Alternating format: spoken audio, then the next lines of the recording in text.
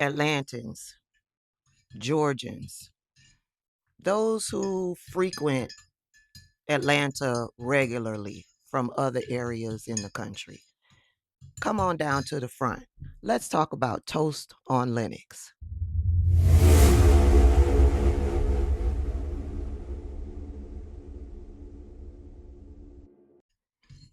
For those of you who do not know, Toast on Lenox is a very popular spot here in Atlanta.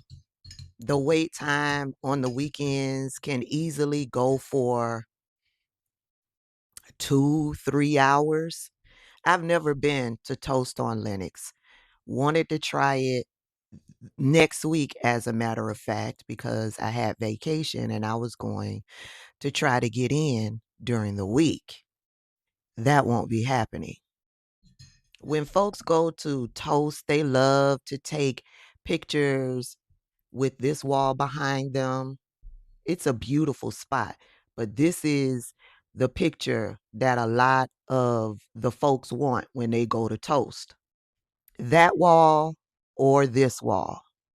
All of the photos that you see out there, you'll see people taking photos in front of these two walls. Why have I changed my mind in patronizing Toast on Lenox? Well, Toast on Lenox basically told me without saying a word directly to me that they don't value my black ass dollar. This is a screenshot that I got from other people who got it from the Jasmine brand who did a story on this here situation. hmm I'm not a Jasmine brand fan, so I don't follow them. I actually have them blocked because at one point they started to do the dirt shit that the Shade Room was doing, which was uplifting Republicans and their bullshit. So I blocked them just like I blocked the Shade Room.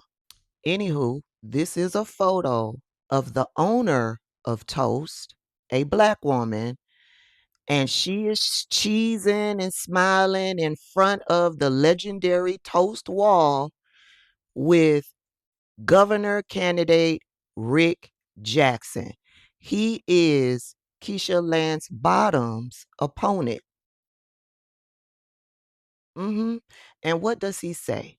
As governor, I'll fight for all Georgians, including Tamara, whose story as a successful owner of At Toast on Lenox is not only inspiring to me, but to anyone looking to create an opportunity in our state. Grateful for the time, conversation, and amazing food.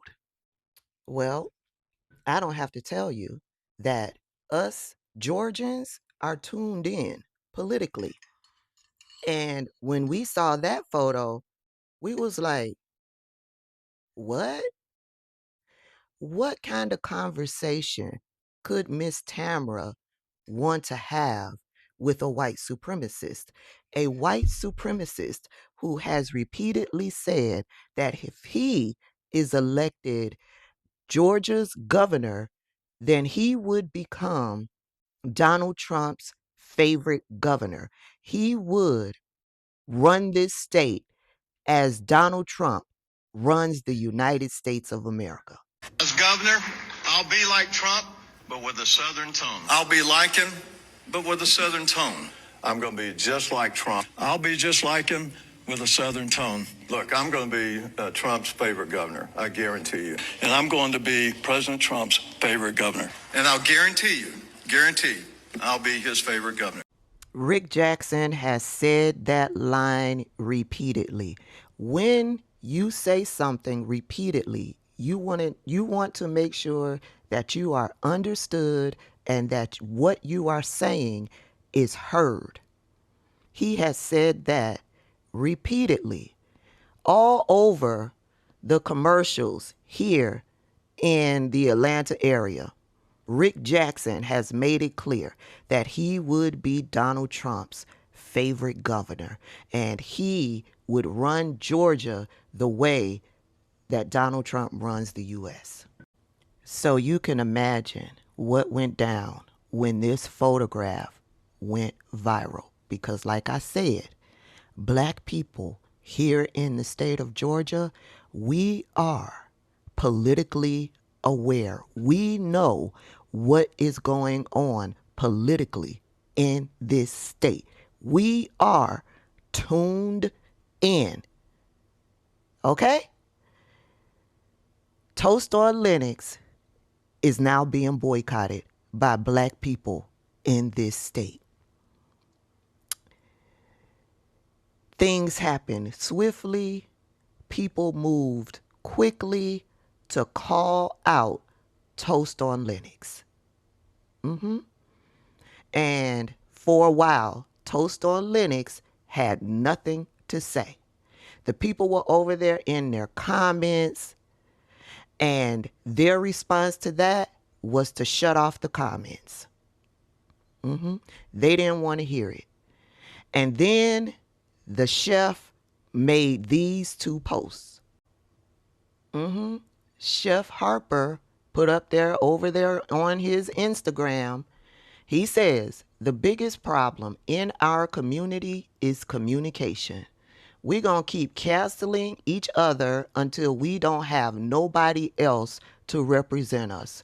We do more harm to ourselves than the opposition.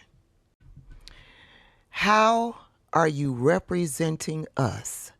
By having a conversation with a known white supremacist, a man who continuously says, deport the illegals, get rid of DEI. He has said that repeatedly. What kind of conversation are you having with this man? He's already told you how he felt about black people when he said get rid of DEI. He's already told you how he felt when he said deport the illegals. He's already told you how he felt about women having health care rights when it came out that he said women have to prove why they got an abortion. It had to be proven that it was medically necessary for them to get an abortion. It has to be proven that they were raped. That's why they want the abortion. This is Rick Jackson, who you all sat down with.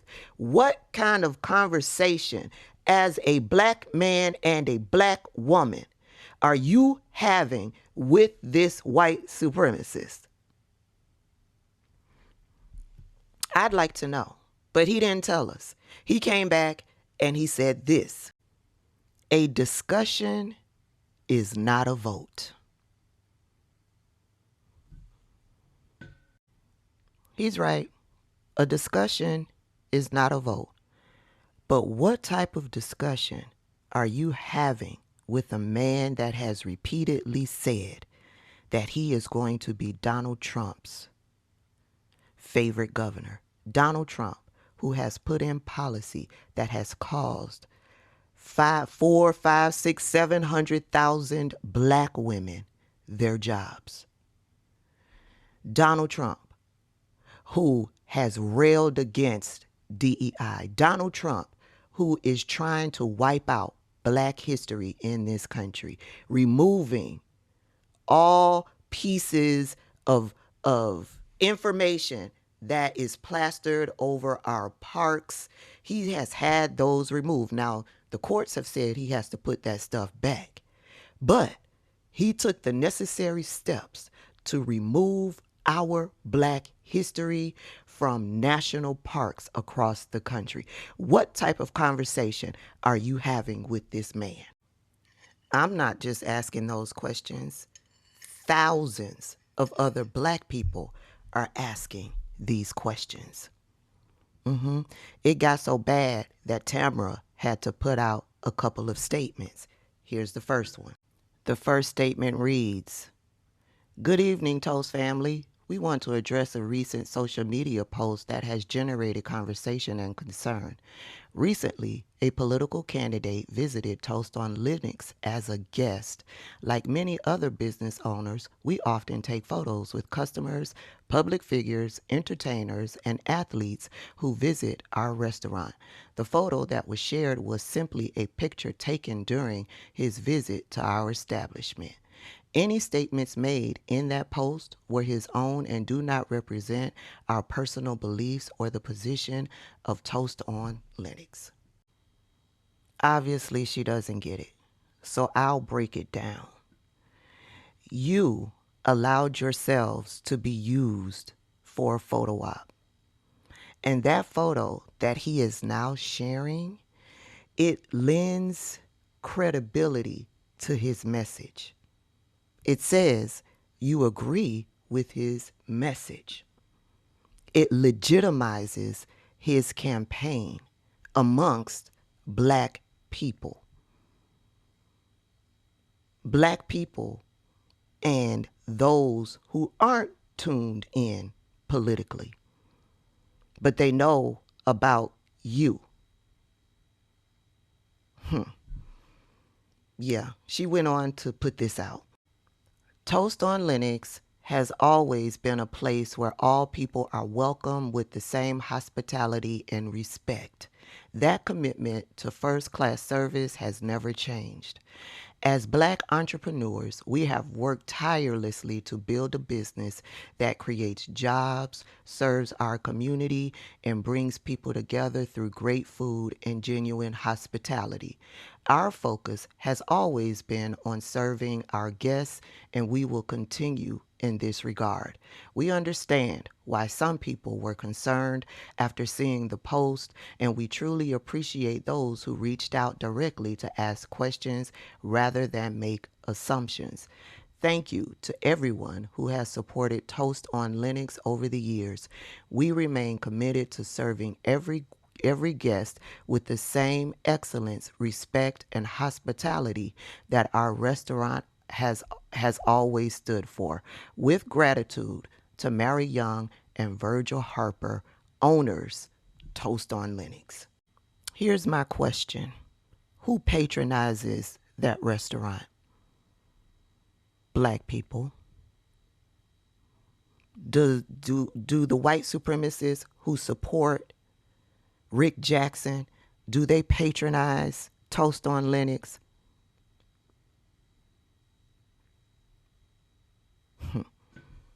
Okay. Oh, let me not forget this little gem. This is what they originally put out before they came back with those two statements. They put this out. I guess they thought this was going to be enough, but nah, baby. They being dragged on Threads and they being dragged on Twitter and Instagram, which is why they had to come back with those two follow-up statements. And those two follow-up statements, they felt dismissive. They felt nasty, right? I don't think those are going to work. But our future governor put out a statement in regards to this situation. So there's been a lot of online chatter about my opponent, Rick Jackson, visiting minority-owned businesses. Let me just tell you my history with minority-owned businesses. When my family moved to the west side of Atlanta in the early 1920s, my great-grandmother owned a business in the community called Lightning. My grandfather owned a business in Vine City, English Avenue. My mom owned a hair salon for over 30 years, first on Mason Turner and then across from the Mall West End. So I support small businesses. It's what I do. What I take exception with is when we let a thing become the thing.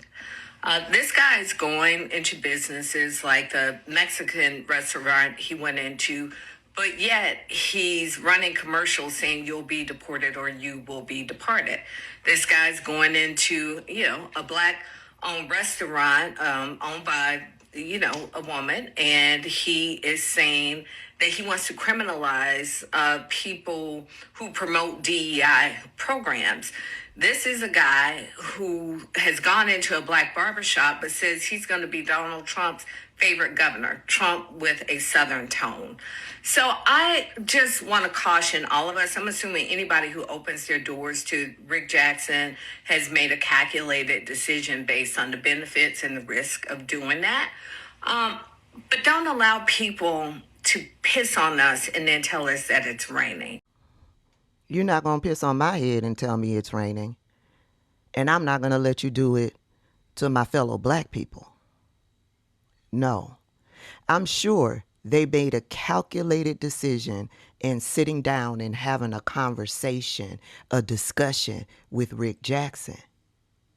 I'm sure they did. Whatever they thought they were going to get out of the deal, they didn't calculate that black people are fed up with this type of coonery. And we will cut you off because we not only do we understand that we have some voting power, but we are clearly understanding that we have power with our dollars.